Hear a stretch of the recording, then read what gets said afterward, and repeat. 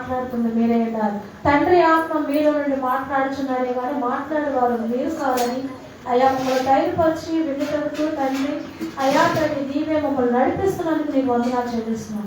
అయ్యా కూడి వచ్చిన వారందరిని బట్టి నీకు వందనాలు ప్రభు. నీ వాక్యం ద్వారా అయ్యా మాతోనూ కూడి వచ్చిన పిల్లలందరితోనూ కూడా మీరు మాట్లాడి మీ నామానికే మహిమ ఘనత ప్రభావం పొందుకోమని యేసయ్య నామం పేరిట అడుగుచున్నాం తండ్రి. ఆమేన్. హల్లెలూయా. దేవుని స్తోత్రం. అయితే వాక్య భాగం యొక్క టైటిల్ ఏవైతే పెట్టున్నామంటే మంచి వాటితో మన హృదయం నింపబడినప్పుడు ఆశీర్వాదాలు అనేది మనం వెతకడం కాదు, అవే మనల్ని వెతుక్కుంటా వస్తూ ఉంటాయి. హల్లెలూయా.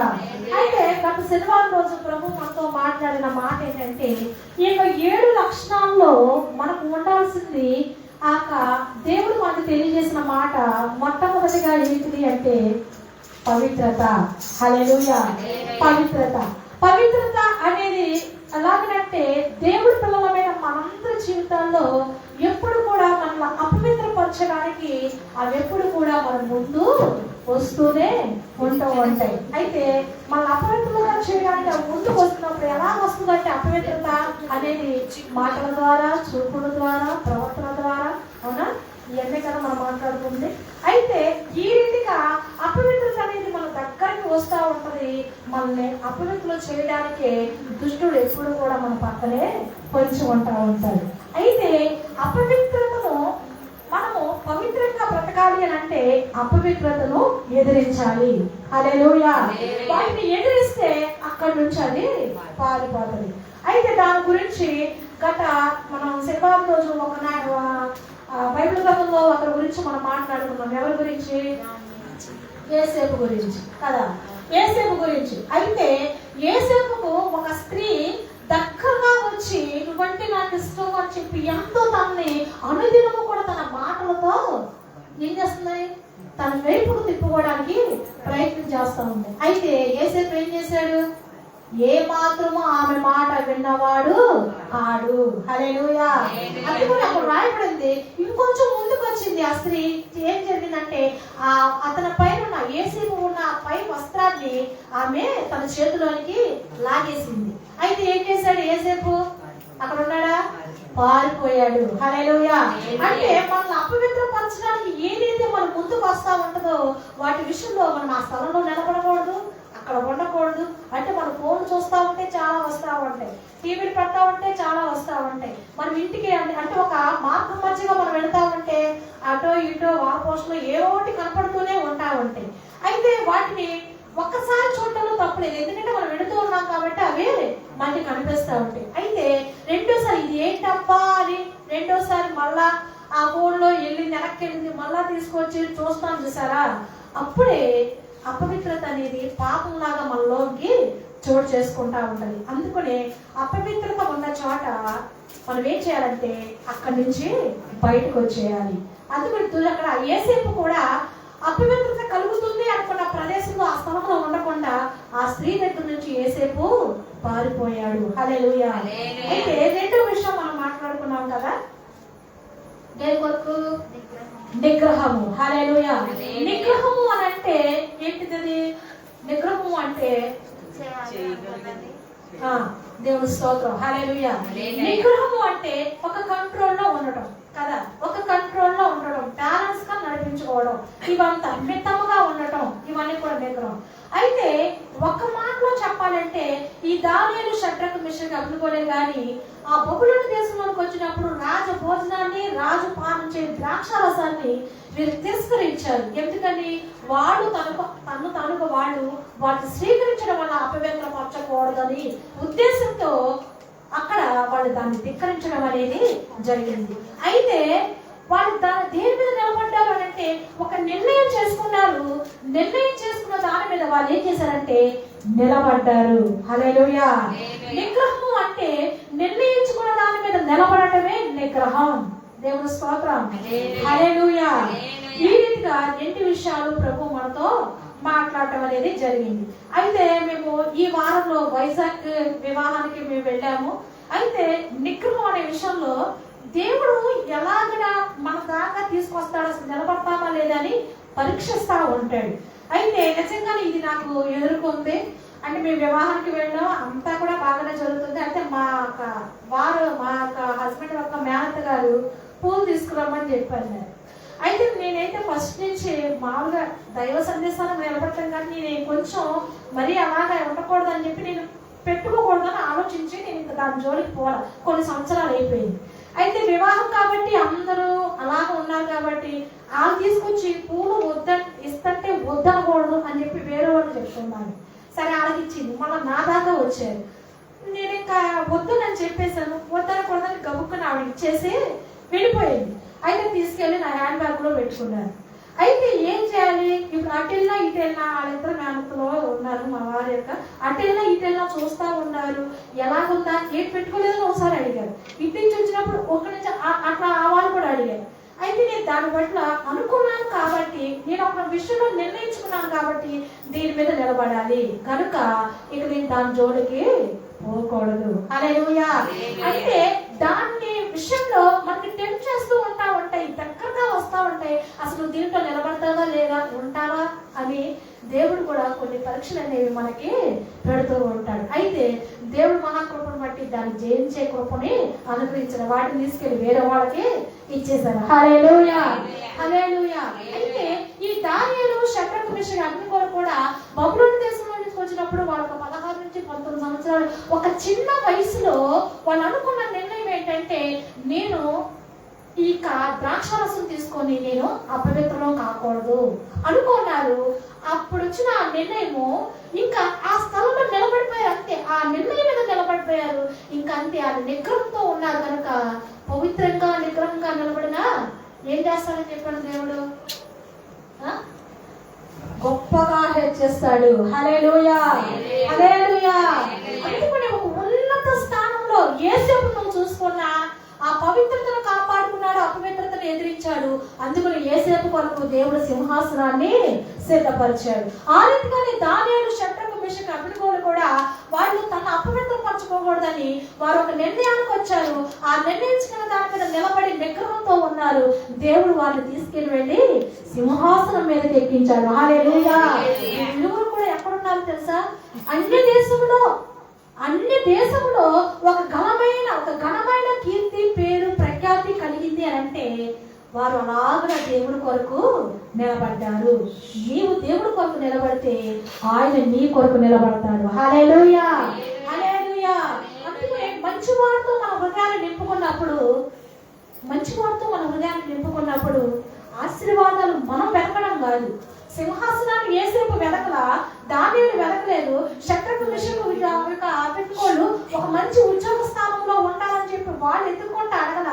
అయితే దేవుడే వారి కొరకు అవకాశాలు ఇచ్చాడు. హల్లెలూయా.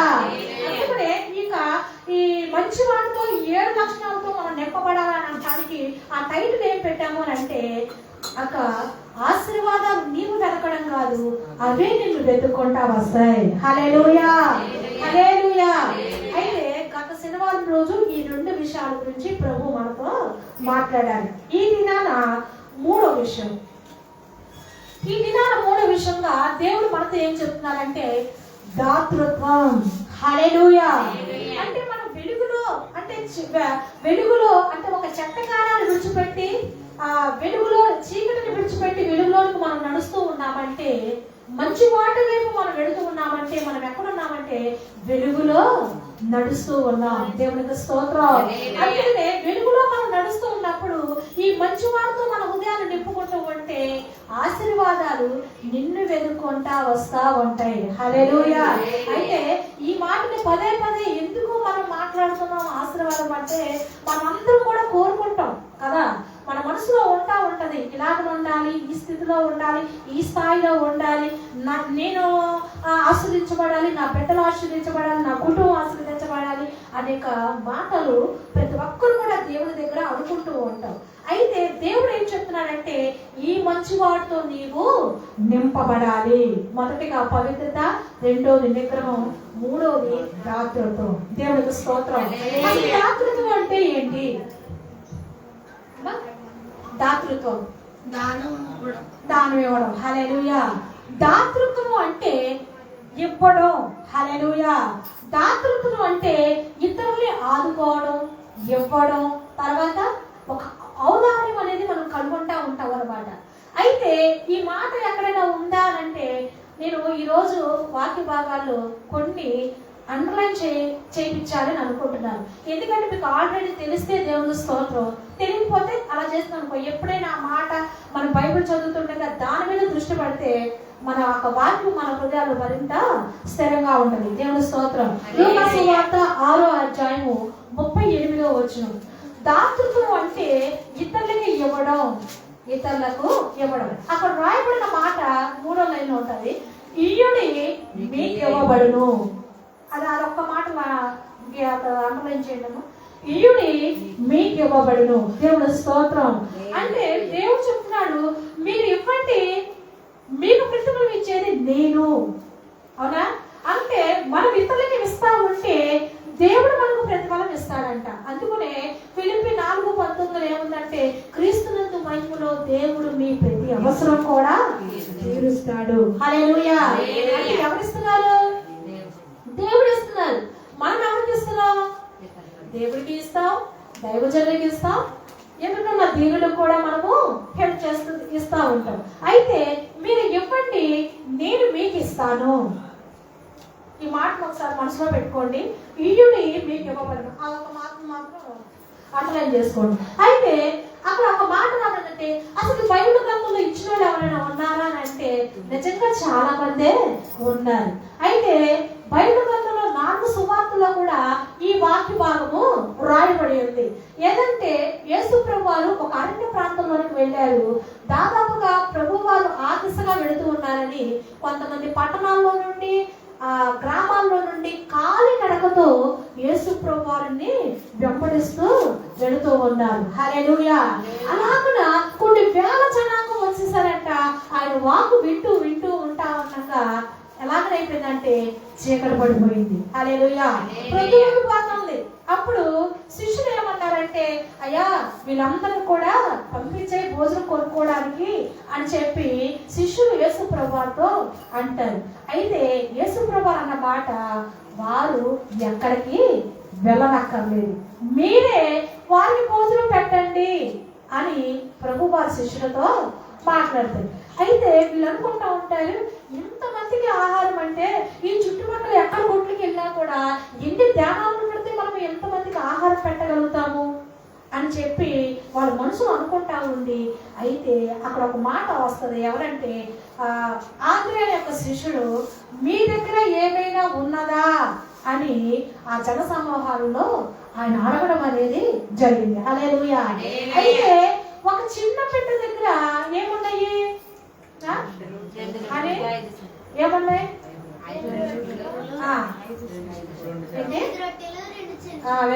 5 రొట్టెలు 2 చిన్న చేపలు ఉన్నాయి. అయితే అసలు చిన్న పిల్లలకి ఎలా ఉంటుందంటే, అమ్మ నేను దేవుడి మాటలు వినడానికి వెళ్తున్నాను, యేసయ్య అక్కడ ఎన్నో మంచి విషయాలు చెప్తున్నాడంట అని చెప్పగానే వాళ్ళ మమ్మీ ఏం చేసిందంటే చిన్న మూటలో కట్టి, నాన్న నీకు ఆకలేస్తే నువ్వు తిను అని చెప్పి బిడ్డను దేవుడి సన్నిధికి పంపించింది. అయితే అక్కడ ఉన్న వాళ్ళందరూ పెద్దవాళ్ళు ఉన్నారు, చిన్నవాళ్ళు ఉన్నారు, అందరూ ఉన్నారు. ఎవరి దగ్గర ఏమైనా ఉందా అంటే ఎవరు కూడా ముందుకు రాల. అయితే ఒక చిన్న బిడ్డ మాత్రం చెయ్యెత్తి, నా దగ్గర 5 రొట్టెలు 2 చిన్న చేపలు ఉన్నాయి అన్నాడు. హల్లెలూయా. ప్రభువారు వాటిని నా దగ్గరకు తీసుకొని రండి. అలా కూడా 5 రొట్టెలు 2 చిన్న చేపలు యేసు ప్రభువారి యొక్క చేతిలోకి వచ్చినాయి. ప్రభువారు కృతజ్ఞతాస్తుతులు చెల్లించి వాటిని విరిచి వడ్డించగా ఎంతమంది తిన్నారు? ఎంతమంది? 5,000 మంది పురుషులు మాత్రమే. హల్లెలూయా. పురుషులు మాత్రమే 5,000 మంది తిన్నారు. స్త్రీలను పిల్లలను ఇక్కడ లెక్కలేదు. అయితే ఎక్కడైనా మందుల్లో కానీ ఏదైనా బయట మీటింగ్స్ కి వెళ్ళినా కూడా ఎవరి సంఖ్య ఎక్కువగా ఉంటది? స్త్రీల సంఖ్య ఎక్కువ ఉంటది. పిల్లలు స్త్రీలే ఎక్కువ ఉంటారు, పురుషులు తక్కువగా ఉంటారు. అయితే ఇక్కడ పురుషులు మాత్రమే 5,000 మంది ఉన్నారు. ఒక 5,000 మంది స్త్రీలను వేసుకోండి, ఒక్కొక్క పెట్ట ఇద్దరు పెట్టలో కలిసి వచ్చారే అనుకోండి, ఎంత వేసుకోవచ్చు? 2,000 వేసుకోవచ్చు. అయితే వాళ్ళు ఇచ్చిన ఆహారం ఎంత? 5 రొట్టెలు 2 చిన్న చేపలు. ఎంతమంది తింటారు అసలు? కొన్ని వేల మంది తిన్నారు. అక్కడ లెక్క పురుషులు మాత్రమే లెక్కేశారు, ఒక 5,000 మంది పురుషులు ఉంటారు అని. హల్లెలూయా. ఇప్పటి మీకు ఇవ్వబడుతుంది. అయితే వాళ్ళ గురించి ఏమని రాయబడిందంటే 4 సువార్తలో కూడా వారు కడుపారా తిని తృప్తిగా తిని మరొక మాట తర్వాత ఎలాగుంది తెలుసా, వాళ్ళు అంతగా తిన్నా ఇంకా కూడా ఏముంది మిగిలింది. హల్లెలూయా. 12 గంపలు మిగిలింది. అయితే ఇదంతా ఎక్కడి నుంచి కార్యం ప్రారంభమైంది అసలు? ఆ చిన్న బిడ్డ ఇవ్వడం మూలన. హల్లెలూయా. దేవుడికి ఇస్తే మన జీవితంలో తృప్తి పడేటట్లుగా దేవుడు మనకిస్తాడు. హల్లెలూయా. అంటే మన కడుపు నిండినట్లుగా దేవుడు మనకిస్తాడు. హల్లెలూయా. అయితే నువ్వు కడుపు నిండా తింటావు, నువ్వు తృప్తి పడతావు, ఇంకా నీకు మిగులు అనేది కనబడుతూనే ఉంటది. దేవునికి స్తోత్రం. అదే రీతిగా ఎప్పుడల్లో అంత ఆశీర్వాదం అనేది ఉంది. అందుకనే మనం ఇచ్చేవారంగా ఉండాలి. ప్రతిఫలం ఎవరిస్తారు? దేవుడే ఇస్తాడు. దేవుడి స్తోత్రం. హల్లెలూయా. సరే, ఈ వాక్య భాగాన్ని మీరు జ్ఞాపకం పెట్టుకోండి. మరొక వాక్యంలోకి మనం వెళదాం. అయితే మనందరికీ ఈ వాక్య భాగాలు విన్నవే. అయితే ఒక్కొక్క కోణంలో నుంచి ప్రభు ఎప్పుడు వాక్యం విన్నా ఇది వింతే కదా, ఇది నాకు తెలుసులే అనుకోవడానికి లేదు. దేవుడు ఏదో ఒక కొత్త విషయాన్ని మనకి నేర్పుతూనే ఉంటాడు. దేవుడి స్తోత్రం. అయితే దైవజనుడైన ఏలియా గారి గురించి మీ అందరికీ తెలిసిన విషయమే. ఆయన రాజుల గ్రంథము రాజు రాసిన మొదటి గ్రంథంలో 17వ అధ్యాయంలో 8వ వచనం నుండి 16వ వచనం వరకు కూడా ఇప్పుడు చెప్పబడుతున్న వాక్య భాగము రాయబడింది. అయితే దేవుడు ప్రత్యక్షమయ్యి యెహోవాకు ఏలియాకు ప్రత్యక్షమై ఏం చెప్పారంటే, ఈ దేశంలో కరువు ఉంది కనుక సీదోను పట్టణంలోకి వెళ్ళు, సారెపతను ఊరిలోనికి ఒక విధవరాలికి నిన్ను పోషించడానికి నేను ఆమెకు సెలవిచ్చాను. హల్లెలూయా. ఆ మాట విన్నప్పుడు ఏలియాక దైవజనులు ఏమన్నారంటే, వెంటనే ఆ దేవుడు చెప్పినట్లుగానే ఆ యొక్క సీదోను పట్టణంలో నుండి సారెపతను ఊరి దగ్గర ఆ గవిడి దాకా వచ్చాడు. హల్లెలూయా. వచ్చిన తర్వాత అక్కడ చూస్తూ ఉండగా ఒక విధవరాలు పొల్లులు ఏరుకుంటా ఉందంట. పొల్లులు ఏరుకుంటా ఉంటే అప్పుడు ఆ ఏలియా గారు వచ్చి, దైవజనుడైన ఏలియా గారు వచ్చి ఆ తల్లితో ఏమన్నారంటే, అమ్మా నాకు త్రాగుడుకు కొంచెం నీళ్ళు ఇవ్వవా అని అడుగుతారు. వెంటనే ఆమె నీళ్ళు ఇవ్వడానికి అలా తీసుకొని రాబోతూ ఉండగా మరలా అని అక్కడ రాయబడి ఉంటది. ఏమనంటే, అమ్మా నీ చేత్తోనే ఒక రొట్టె మొక్క చేసి నాకు ఇవ్వా అని అడుగుతాడు. హల్లెలూయా.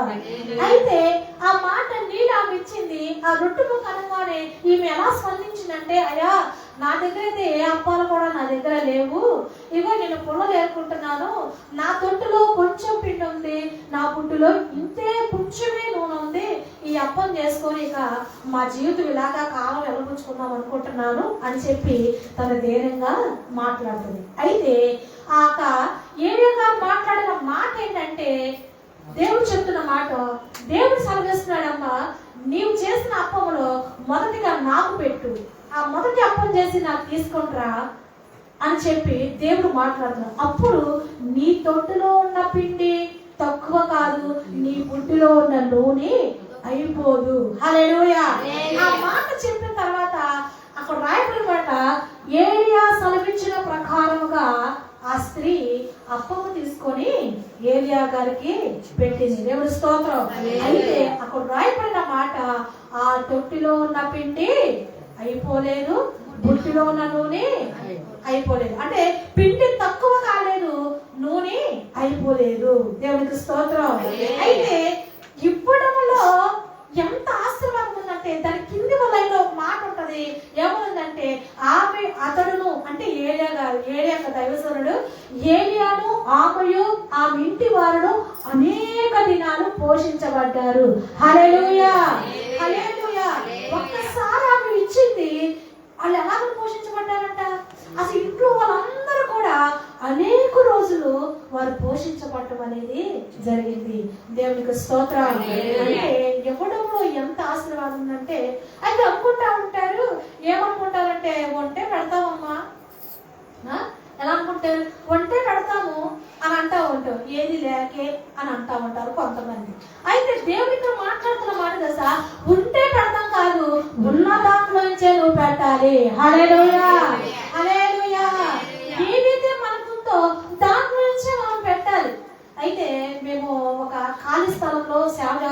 మీకు తెలుసు ఇంద్రపాలెంలో. అయితే అక్కడ మేము వాక్యం చెప్తాం, పాటలు పాడుతాం, ఇవన్నీ ఆరాధన జరుగుతూ ఉండగా ఒక గట్టు మీద ఒక తల్లి వెంటా ఉంటుంది. దేవుడి మాటలు వింటాం. ఆ స్థలానికి అయితే ఆమె రాదు. అయితే వెంటా ఉంటే మేము అటు వెళ్ళినా ఇటు వెళ్ళినా వందనాలమ్మా అని చెప్తాం, ఆమె పలకరిస్తూ ఉంటాం. అయితే కొంచెం నీరసంగా కనబడుతున్నారు, ఏంటమ్మా అలా ఉన్నారు అని మేము అడిగితే అప్పుడు ఆమె చెప్పింది, ఆమె భోజనం చేసి 10 రోజులు అయ్యిందంట. హల్లెలూయా. ఇంట్లో ఏమి వండుకోవట్లే, తినేసాను. ఏంటమ్మా ఎంత పరిస్థితులు వెళ్ళిపోతుంటే అద్దె 10,000 రూపాయలు కట్టాల్సి వస్తుంది. అద్దె 10,000 రూపాయలు కట్టాలంట. బాకీ ఉన్నాము, ఏంటా ఈ పరిస్థితులని, ఏదో తిని తినకోకుండా ఆ కష్టపడి డబ్బులు అలా ఫోన్ చేసి అద్దె కట్టేయాలి అనే ఆలోచనతో ఆమె ఏమి తింటదు. అయితే మాకు మనసు మా పాస్టర్ గారు ఉన్నారు, మా వారు. అయితే ఇంటికి వెళ్ళంగానే మేము అనుకున్న విషయం ఏంటంటే మాకున్న దాంట్లో నుంచి అవి కొంత బియ్యాన్ని, కొంచెం అది పచ్చడి అయితే ఉన్నాయి, నిమ్మకాయ పచ్చడి అంతా డబ్బా నిండా వాళ్ళకి ఇవ్వడం జరిగింది. అయితే ఎంత సంతోషించిందంటే ఈ రోజు వాళ్ళ అమ్మాయిని దేవుడి సన్నిధికి పంపిస్తుంది. హల్లెలూయా. అంటే ఒక కార్యం వెనక దేవుడి యొక్క ప్రణాళిక ఎలా ఉంటుందో మనం చూస్తూ ఉండాలి. ఎప్పటిలో ఎంత ఆశీర్వాదం ఉంది. ప్రతిఫలం ఇచ్చేది ఎవరు? దేవుడే. అయితే ఈ మధ్యలో ఫేస్బుక్లో మా వాక్యాలు, అంటే యూట్యూబ్ కన్నా ఫేస్బుక్ షేర్ చాట్లో వాక్య ఫాలోయింగ్స్ ఎక్కువ ఉంటుంది. అయితే చాలా మంది వింటున్నారు, ఫోన్ కాల్స్ కూడా వస్తూ ఉన్నాయి. అయితే ఒక దైవజనుడిని ఫోన్ చేసి వాళ్ళది ఎవరంటే శ్రీకాకుళం. అయితే ఫోన్ చేసి ఏమన్నారంటే వాళ్ళ మిస్సెస్కి ప్లేట్లెట్స్ పడిపోయి అంట, ఆరోగ్యం బాగోలేదు అమ్మా, మీ వాక్యాలు మేము వింటా ఉన్నాం పాస్టర్ గారండి, అంటే ఫొటోస్ కూడా పెట్టాను, బాగోలేదు ఇలాగా చూడండి అమ్మా, ఏదైనా హెల్ప్ చేయండి అని అన్నారు. అయితే ఏం చేయాలా అని అర్థం కాలేదు. అంత దైవజనుడు అలా అడుగుతూ ఉంటుంటే కొంచెం ఏదో చేయాలని ఆలోచన వచ్చింది. అయితే ఏం చేయాలి? అయితే మా వారు అనుకున్న దాంట్లో నుంచి ఆయన మనసుకు అనిపించింది ఏదో చిన్న కానుకే, పెద్దది కాదనుకోండి, చిన్న కానుకే వాళ్ళు ఫోన్ పే చేయడం అనేది జరిగింది. హల్లెలూయా. అయితే దేవుడు మన అవసరం ఎలా తీరుస్తాడో చూడండి. నేను ఈ వాక్యాన్ని నేను ప్రిపేర్ అవుతున్నాను, ఇంకా పెన్ను పుస్తకం మీదే ఉంది, ఇంకా పూర్తి కాలేదు నా సందేశాన్ని. అయితే మా బండి రిపేర్ అని మీ అందరికీ తెలుసు, ఈ స్థానానికి వస్తాం అనేది దేవుడి కృప. నీవు ఒకరికి ఇస్తే దేవుడు నీకు ఎలా ఇస్తాడో అనేది మా జీవితంలో రుజువైంది. ఎలాగంటే ఒక తల్లి వచ్చి, అమ్మా మీ బండి బాగైందా, ఇదిగో 5,000 రూపాయలు తీసుకో అని చెప్పి మాకు సహాయము దేవుడి ద్వారా అందించారు. హల్లెలూయా. హల్లెలూయా. అంటే ఒక దిక్కు నుండి మనం ఇస్తే వేరే దిక్కు నుండి మనకు వస్తా ఉంటది. ప్రతిఫలం ఇచ్చేది ఎవరు? దేవుడే. అంటే ఒకవేళ మనం చేసింది ఎవరికి తెలియలేదే, ఇంత తెలియదని అనుకుంటా ఉంటాం, కానీ దేవుడే అన్ని గమనిస్తా ఉంటాడు. హల్లెలూయా. హల్లెలూయా. అందుకనే ఉంటే పెడదాము అని అనుకోవద్దు, ఉన్న దాంట్లో నుంచే పెట్టడానికి మనము ప్రయత్నం చేయాలి. అప్పుడు ఆశీర్వాదాలు ఎలాగనే ఉంటాయో, అందుకనే ఆ టైంలో రాయబడిన మాట, ఆశీర్వాదాలు నువ్వు వెతకడం కాదు, అవే నిన్ను వెతుక్కుంటా వస్తాయి. హల్లెలూయా. హల్లెలూయా. ఈ రీతిగా ఇక దైవజనుడి విషయంలో కూడా దేవుడు మనతో మాట్లాడిన మాట ఏంటంటే, ఈ రీతిగా దాతృత్వ హృదయం అనేది మనకి కలిగి ఉంటారు. నిజంగా ఆ వెనకరానికి ఇచ్చే మనసు లేదనుకో, అయ్యా నా చిన్న బిడ్డ, ఆ బిడ్డకి నేను పెట్టుకోవాలి, నీకు ఇస్తే నా పిల్లోడి పరిస్థితి ఏమైపోద్దని మనం అనుకోలేదు. ఒకటి దేవుడు చెప్పాడమ్మా అని అంటే, ఇంకా దేవుడు చెప్పాడు కాబట్టి నేను ఈ ప్రకారంగా చేయాలి. ఏలియా చెప్పిన ప్రకారముగా ఆమె అప్పుము చేసి తనకు మొదటగా ఇచ్చింది అని రాయబడింది. హల్లెలూయా. ఆ రీతిగా దైవజనునికి ఇచ్చిన, ఇతరులకు ఇచ్చిన మనం అదేది కూడా వృధాగా కాదు, ప్రతిఫలం ఇచ్చేది దేవుడే. హల్లెలూయా. దేవుని స్తోత్రం. అయితే ఇంకొక వాక్య భాగాన్ని మీరు అండర్లైన్ చేసుకోవాలి. అపోస్తల కార్యాలు 20వ అధ్యాయము 25వ వచనం. ఈ 25వ వచనంలో 2వ లైన్ ఉంటుంది. అక్కడ రాయబడిన మాట అంటే, పుచ్చుకొనుట కంటే ఇచ్చుట ధన్యము. దేవుని స్తోత్రం. పుచ్చుకొనుట కంటే ఇచ్చుట ధన్యము అని ఉంది. నిజంగా ఈ వాక్య భాగము ఎంత ఆశీర్వాదం అంటే, ఆ వాక్య భాగం నిజంగా ఈ రాస్తా ఉంటే నేను ఆ ఛానల్లోనికి ధ్యానం చేస్తామంటే మన పాస్టర్ గారే గుర్తొచ్చారు. అయితే దేవుడు మహాకృపను బట్టి అసలు ఈ సందేశాలు, యూట్యూబ్ సందేశాలు ఎలా వెళ్ళాయో మీకు తెలుసు. గుడ్ ఫ్రైడే రోజు దేవుడి వాక్యం చెబుతూ ఉండగా అప్పుడు కరోనా కాలం కదా, ఈరోజు యేసుప్రభు సిల్వేసిన రోజే ఈ మాటలు ఎందుకు చెప్పలేకపోతున్నారని నేను అనుకున్న టైంలో మా వారికి వచ్చిన ఆలోచన ఏంటంటే, యూట్యూబ్ ద్వారా అంటే నువ్వు ఏది అనుకోని చెప్పాలనుకుంటున్నావో అది నువ్వు ప్రిపేర్ అయ్యిండు, ఆ మాటల్ని సంఘానికి వెళ్ళేటట్లుగా నేను చేస్తానని చెప్పి మా వారు యూట్యూబ్ని క్రియేట్ చేసి ఆ రీతిగా దేవుడి మాటలు చెప్పడం అని, ఆ రీతిగా యూట్యూబ్ ద్వారా దేవుడి మాటలు తెలియజేయడం అనేది జరిగింది. దేవుడి స్తోత్రం. అయితే మరి దేవుడి మహాకృపను బట్టి నా పక్క దేవుడి మహాకృప ఓ ప్రక్క నుండి నా భర్త నన్ను ఆ స్థాయిలోనికి యూట్యూబ్ ద్వారా అనేకులకు పరిచయం చేసి ఈ రీతిగా ముందుకు నడవటం అనేది జరిగింది. అయితే నేను నిజంగా చెప్పాలి మా అమ్మగారి గురించి, పాస్టర్ గారి గురించి. అయితే యూట్యూబ్ పరిచయమే కాకుండా నేను బహిరంగంగా వెళ్ళాను అని అంటే అక్కడ రాయబడిన మాట, ఒక నిమిషం,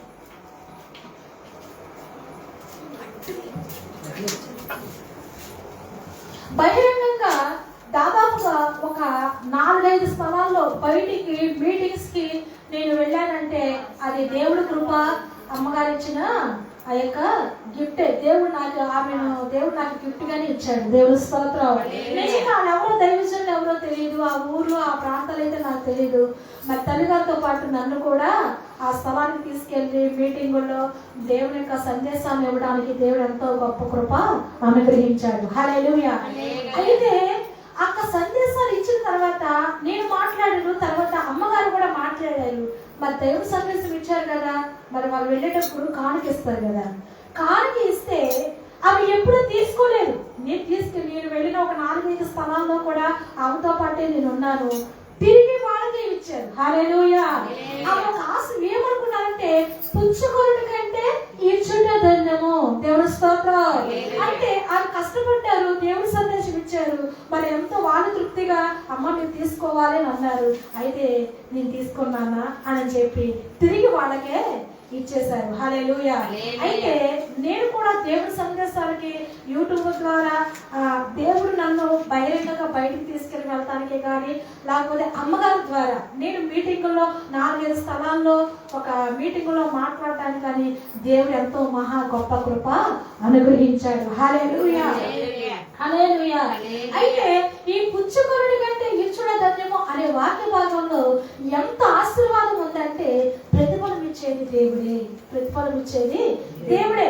ఇవ్వడం అనేది మనం నేర్చుకుంటే అది ఎలా ఉంటుందంటే, ఒక వాక్య భాగంలో రాయబడి ఉంటది.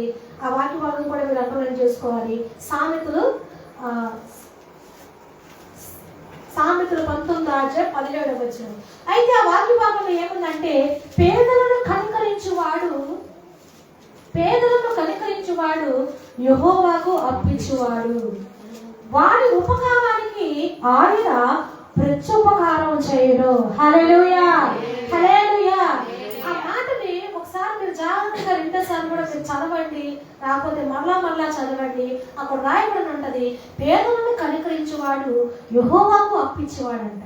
ఎవరికి అర్పిస్తున్నాం మనము? ఒక దీనుడికి మనం సహాయం చేస్తున్నామంటే ఎవరికి ఇస్తున్నామంట? యెహోవాకు అర్పిస్తున్నామంటే, అంటే అర్పించినాడు తిరిగిస్తాడా లేదా అంటే దాని అర్థం ఏంటంటే దేవుడు ఇస్తాడు అని, అప్పించినాడు వడ్డీ వేసి కూడా ఇస్తాడు అని, అంతే కదా. హల్లెలూయా. వాడి ఉపకారానికి ఆయన ప్రత్యుపకారం చేయను. హల్లెలూయా. అందుకని ఈ మాటను మీరు ఒకసారి జ్ఞాపకం చేసుకోండి. పేదలను కనికరించేవాడు, యెహోవాకు అర్పించేవాడు, వాడి ఉపకారానికి ఆయన ప్రత్యుపకారము చేయను. ప్రతిఫలం ఇచ్చేది ఎవరు? దేవుడే. అక్కడైనా ఆ సందేశం ఆ యొక్క వాక్య భాగంలో అయినా, ఈ వాక్య భాగంలో అయినా, ఇక్కడైనా చూస్తే అసలు ప్రతిఫలాలు ఎవరు ఇస్తున్నారు? దేవుడు ఇస్తున్నారు. దేవుడి స్తోత్రం. అందుకనే ఇచ్చేది, అయ్యో నేను ఇంత పెద్ద చేస్తున్నానే, ఇంత గొప్పది చేశానే, ఒకవేళ ఎవరికి తెలియలేదే అనుకోవాల్సిన అవసరం లేదు. అది దేవుడి దగ్గర రాయబడిన మాటలు. హల్లెలూయా. దాని ప్రతిఫలం అందుకనే దేవుడి దగ్గర అంట ఒక జ్ఞాపకార్థ గ్రంథం ఉందంట. మీకు తెలుసా? లూకా 3:16 ఉండాలి, 17 అది ఆ కింది వచనాలు ఉంటాయి. ఏమనంటారంటే, యెహోవా యొక్క జ్ఞాపకార్థముగా ఆయన ఎందుకు భయభక్తులు గల వారి కొరకంట ఒక జ్ఞాపకార్థ గ్రంథం అనేది రాయబడింది. మనం ఏం చేసినా దాంట్లో రాయబడిపోతా ఉంటాయి. దేవుని స్తోత్రం.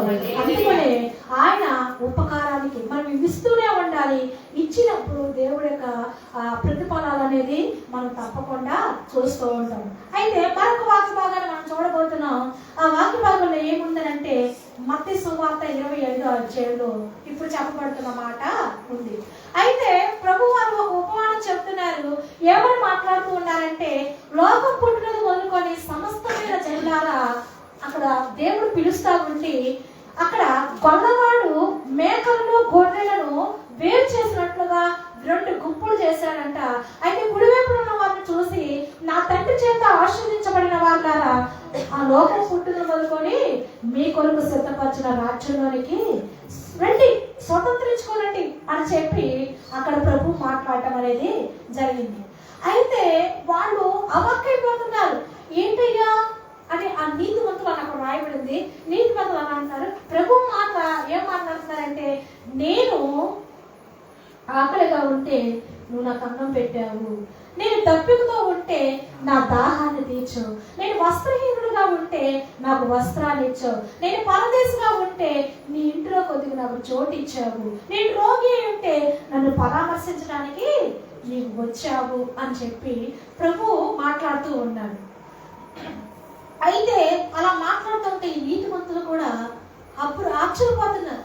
అయ్యా, నీవెప్పుడు మా ఇంట్లోకి వచ్చావు, మేమెప్పుడు నీకు నీళ్ళు ఇచ్చాం, నీకెప్పుడు మేము వస్త్రాలు ఇచ్చాం అని చెప్పి మాట్లాడుతూ ఉంటా ఉంటే అక్కడ రాయబడి ఉన్న మాట ఈ వాక్యాన్ని అండర్లైన్ చేసుకోండి. అక్కడ రాయబడిన మాట అంటే మత్తయి సువార్త 25వ అధ్యాయము 40వ వచనం. ఒకసారి చదవండి. మత్తయి సువార్త 25వ అధ్యాయము 40వ వచనం. అందుకు రాజు, మిక్కిలి అల్పులైన ఈ నా సహోదరులలో ఒకరిని మీరు చేసి తీరు గనుక నాకు చేసి తీరని నిశ్చయముగా మీతో చెప్తున్నానని వారితో అనును. హల్లెలూయా. ఇక్కడ రాయబడిందంటే మిక్కిలి అల్పులైన ఈ నా సహోదరులకు మీరు చేశారు, అది నాకు చేశారు. హల్లెలూయా. నాకు చేసినట్టే దేవుడు స్తోత్రం. ఇంతకన్నా ఇంకా మనకు రుజువేం కావాలి? నువ్వు దేవుడు చేస్తున్నామని. అవునా? ఎంత గొప్ప మాట అంటే ఒకసారి మనం ఆలోచిస్తే, మిక్కిలి అల్పులైన ఈ నా సహోదరులకు మీరు చేసింది మీరు నాకు చేశారు. హల్లెలూయా. అయితే మార్టిన్ లూథర్ గారని ఒక మంచి గొప్ప దైవజనుడు గురించి మీరు అందరూ వినే ఉంటారు. అయితే ఒక బహిరంగ మీటింగ్ లోకి వెళ్ళి ఆయన కారులో వస్తూ ఉన్నాడంట. అది శీతాకాలం, బాగా చలి ఎక్కువగా ఉన్న సమయంగా ఉంది. అయితే ఆ బ్రిడ్జి దగ్గర ఒక పెద్ద ఆయన వణికిపోతా చలేస్తూ బాగా గసగసలాడిపోతా ఉన్నాడంట. అయితే కారులో వెళుతా ఉన్న ఆయన చూసి కారు ఆపి తను వేసుకున్న ఒక ఖరీదైన విలువైన కోటును తీసి ఆ వ్యక్తికి కప్పడం అనేది జరిగింది. హల్లెలూయా. అలానే కప్పేశాడు. ఇంటికి వచ్చేసారు. అయితే ఆయనకు ఒక కళ వస్తుంది. ఆ కళలో ఏం కనబడుతుందంటే, పరలోక రాజ్యంలో యేసు ప్రభువారంట ఆ కోట్ వేసుకొని అంతా కూడా తిరుగుతా ఉన్నారంట. హల్లెలూయా. అయితే ఒక స్వరం పడుతుంది, మాటే నువ్వు చేసిన ఆ కార్యము నువ్వు నాకు చేశావు. దేవుడు స్తోత్రం. అంటే దేవుడు మహిమ ఎలాగంటే, ఒక మిక్కిలి అల్పులైన వారికి చేసిన అది ఎవరికి చేసినట్టంట? దేవుడికి చేసినట్టంట. అంటే ఎక్కడో బ్రిడ్జి దగ్గర ఉన్న ఒక భిక్షాకుడు వేసుకున్న ఆ చలితో వణికిపోతున్న అతనికి ఈ మార్టిన్ గారు ధరించిన ఒక విలువైన కోటును తీసి ఇవ్వడం వలన అది ఎవరు ధరించారు? యేసు ప్రభువు ధరించారు. హల్లెలూయా. అంటే నీవు చేసిన యొక్క కార్యము అది నాకు చేశావు. దేవుడు స్తోత్రం. హల్లెలూయా. అందుకనే దేవుడు మరొక విషయాన్ని మనకు రుజువు చేస్తున్నాడు. అయితే దేవుడు ఏం చెప్తున్నాడంటే, మిక్కిలి అల్పులైన వారికి నువ్వు ఏం చేసినా అది నా దగ్గరకు వస్తా ఉంది. దేవుడు స్తోత్రం. అసలు ఒక మాటలో చెప్పాలంటే, ఈ దాతృత్వం అనే యొక్క మాట ఇతరులకి ఇవ్వడము, ఇతరుల్ని ఆదుకోవడం, ఇతరుల పట్ల ఆనందంగా ఉండటం అనేది ఎక్కడ తీసుకెళ్తుందో తెలుసా? మనల్ని ఎక్కడ తీసుకెళ్తుంది? పరలోకానికి తీసుకెళ్తుంది. హల్లెలూయా. అంతే కదా. లోకం పుట్టిన మొదలుకొని మీకు అక్కడ సిద్ధపరిచిన రాజ్యంలోనికి మీరు రండి అని దేవుడు స్వతంత్రించుకోవాలని ఆహ్వానిస్తున్నాడు. ఎవరిని? ఇతరులకి ఇచ్చేవారిని, ఇతరుల్ని చూసేవారిని, ఇతరులకి పెట్టేవారిని, వారిని దేవుడు తన రాజ్యంలోనికి ఆయన ఆహ్వానిస్తాడు. దేవుడు స్తోత్రం. ఆ రీతిగా మనం ఉండాలని ప్రభు మనతో మాట్లాడుతూ ఉన్నాడు. ఎందుకంటే ఒక మాట ఉంది, దైవ నివాసము ఎవరితో ఉంది? ప్రకటన గ్రంథంలో ఉంది కదా, ఎవరితో ఉంది? మనుషులతో కూడా ఉంది. హల్లెలూయా. దేవుడు అంట మనుషులతో నివాసం చేస్తూ ఉన్నాడంట. చెప్పానా మీకు? ఎప్పుడు చెప్పాను ఈ వాక్యం? మందసం గురించి చెప్పినప్పుడు చెప్పాను కదా, జనవరి 30వ తారీఖు ఆ రోజు నైట్ వచ్చినాము. అంటే మందసం అనేది ఒక బలిపీఠము. దేవుడికి నీవు నివాసాన్ని ఏర్పాటు చేస్తున్నావు. అయితే దేవుడి యొక్క నివాసం అంటే నీ గృహంలో ఆయన ఉండటానికి ఆయన ఇష్టపడుతూ ఉంటాడు. దేవుడికి స్తోత్రం. దైవ నివాసము మనుషులతో కూడా ఉంది అంటే దాని అర్థం ఏంటి? ఆయన సంచారాలు భూమి మీద జరుగుతూ ఉన్నాయి. అయితే ఒక మాట ఉంది, ఆ మాట కూడా మీరు అండర్లైన్ చేయాలి. మార్కు సువార్త 16వ అధ్యాయము 12వ వచనం. మార్కు సువార్త 16వ అధ్యాయము 12వ వచనం. అక్కడ రాయబడిన మాట ఏమనంటే, ఆయన మారు రూపము గలవాడే వారికి ప్రత్యక్షమాయను. అర్థమవుతుందా? ఆయన రూపం మార్చుకొని ప్రత్యక్షమవుతాడంట. హల్లెలూయా. అంటే ఏంటి దాని అర్థం? అంటే యేసు ప్రభు లాగా తెల్లని వస్త్రాలు ధరించుకొని ఇలాగా ఒక వెలుగుగా మొహం అంటే ప్రజ్వలించుతా ఉండి ఒక దీనంగా మొహం పెట్టుకొని ఆయన ఏది ఇక్కడ దాకా ఉండే అంటే మనమందరం కూడా గుర్తుపట్టేస్తామా లేదా? అమ్మో యేసు ప్రభు వారిని గుర్తుపట్టేస్తాం. ఆ రెడ్డి ప్రభు అని చెప్పి ప్రతి ఒక్కరు కూడా ఆహ్వానిస్తాం. అయితే ఇక్కడ రాయబడిన మాట, ఆయన రూపాలు మార్చుకొని ప్రత్యక్షం అవుతాడు. దేవుడి స్తోత్రం. ఆయన మారు రూపము కలవాడే వారికి ప్రత్యక్షమయ్యాడు. దేవుడి నివాసము మనుషులతో కూడా ఉంది. ఆయన సంచారాలు భూమి మీద జరుగుతూ ఉన్నాయి. నువ్వు చేసే ప్రతిదీ కూడా అక్కడ రాయబడింది, మిక్కిలి అలుపులేని నువ్వు ఎవరికి ఏది చేసినా ఇచ్చినా దేవుడి యొక్క ఆయన రాసుకుంటున్నాడు. ప్రతిఫలం ఇచ్చేది దేవుడే. వారి ఉపకారానికి ఆయన ప్రత్యుపకారం చేయను అనే మాటని మనము ఇక్కడ చూస్తూ ఉంటాం. ఇంత మంచి పని చేశారు కదా, ఇంత పెద్ద పని చేశారు కదా, ఇంత గొప్ప పని చేశారు కదా, ఎవరు చూడలేదులే, ఎవరికి తెలియలేదులే అనుకుంటా ఉంటారు. ఒకవేళ ఎవరికి తెలియాల్సిన అవసరంలా, ఎవరు మనల్ని పొగనక్కర్లా, ఎవరు మనల్ని మెచ్చుకోనక్కర్లా, నువ్వు చేస్తున్న అది నీ రహస్యమందు చూచుచున్న నీ తండ్రి ఆయన నిన్ను చూస్తూ ఉన్నాడు. దేవుడి స్తోత్రం. అయితే ఇక చివరిగా ఒక మాట ఏంటంటే, ఈ మాట చెప్పి నేను ముగించేస్తాను. లూకాసు వార్త 16వ అధ్యాయంలో ఒక ఇద్దరు గురించి రాయబడింది. ఒకరు ధనవంతుడు, మరొకరు దరిద్రుడైన లాజరు. అయితే ధనవంతుడు పాతాళంలోకి వెళ్ళడానికి కారణం ఏంటి? పాతాళంలోకి వెళ్ళడానికి కారణం ఏంటి? ఇవ్వకపోవడం. ఏంటమ్మా? ధర్మం లేదు. అయితే అక్కడ రాయబడిన మాట ఏంటంటే, ఇక లాజరు అబ్రహాము రొమ్మున ఆనుకొని ఉండటం, ఈ పాతాళంలో ఉన్న ఈ యొక్క ధనవంతుడు అబ్రహాం వైపు చూశాడు. అయితే ఎవరు పిలిచాడు? తండ్రి అయిన అబ్రహామా అని పిలిచాడు. అవునా? అడిగితే ఇతడు క్రైస్తవుడా కాదా? క్రైస్తవుడే. ఎందుకంటే తండ్రి అని పిలిచాడు కదా, తండ్రి మీద అబ్రహామా అని పిలిచాడు. అయితే ఆ లాజరు యొక్క చిటికిన వేలతో నీళ్ళలో ముంచి నా నాలుగుల చల్లచుటకు లాజరు పంపు అనే అక్కడ మాట రాయబడింది.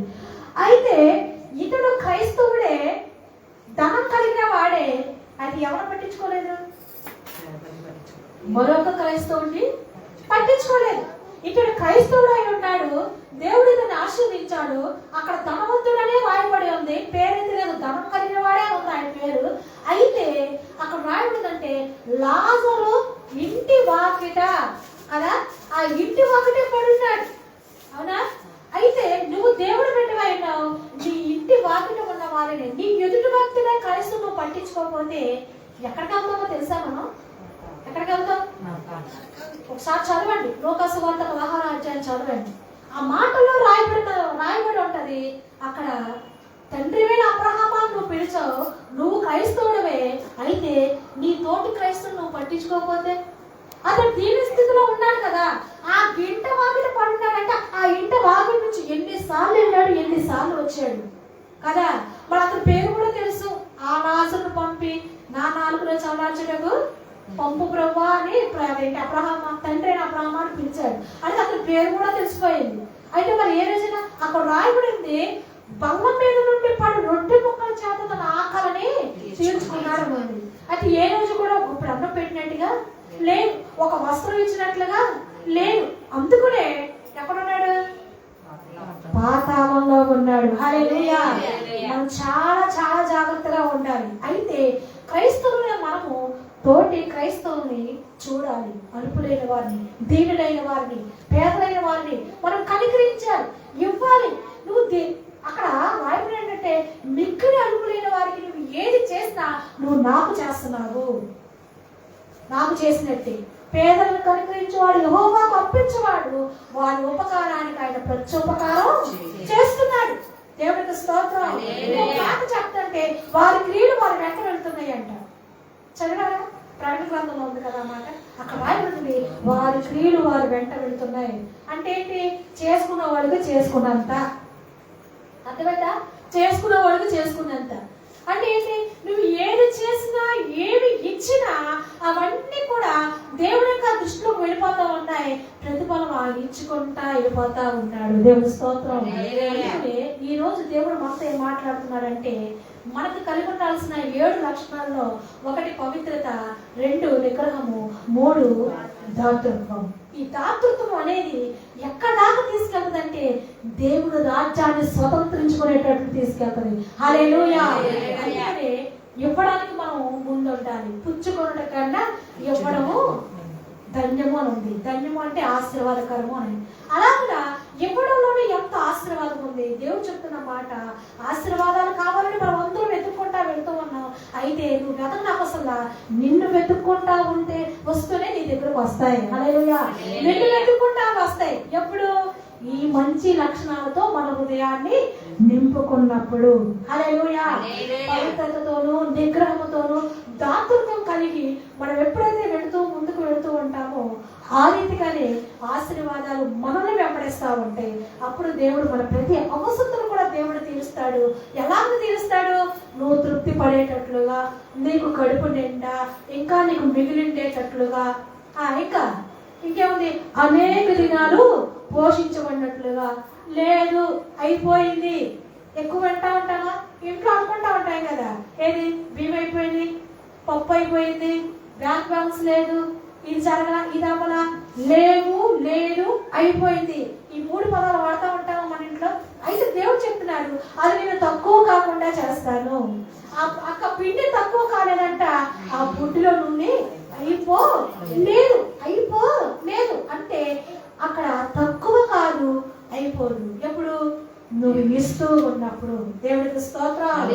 ఏ రీతిగా ఈ రోజు ప్రభు మనతో మాట్లాడిన రీతిగా పేదలను కనికరించేవాడు, యెహోవాకు అర్పించేవాడు, వాడి ఉపకారానికి ఆయన ప్రత్యుపకారం ఆయన చేస్తాడు. నీ క్రియలు నీ వెంటే వెళ్తూ ఉన్నాయి. నువ్వు ఏది చేస్తే అది దేవుడి సన్నిధిలో అలాగా రాయబడతా ఉన్నాయి.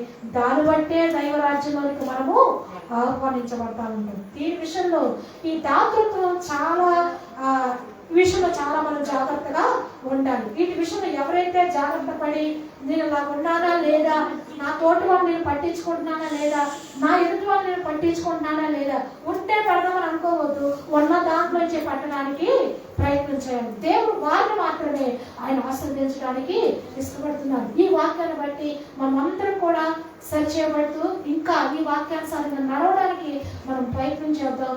దేవుడి దగ్గర నుండి ఆశీర్వాదాలు మనమందరం కూడా పొందుకుందాం. ప్రార్థన చేసుకుందాం. హల్లెలూయా. స్తోత్రం స్తోత్రం స్తోత్రం నాయన. మహాపరిశుద్ధుడైన దేవా నీకు వందనాలు ప్రభువా. చెప్పబడిన వాక్యాన్ని బట్టి నీకు వందనాలయ్యా. స్తోత్రం నాయన. ఎంతమంది నీ మాటలు వినిన్నారు ప్రభువా. అయ్యా మీరు కరుణించిన ఆయన దయచూపు ప్రభువా. అయ్యా కటాక్షించు దేవానికి స్తోత్రం. దాతృత్వాన్ని గురించి ఈ దినాలు మాతో మాట్లాడారు.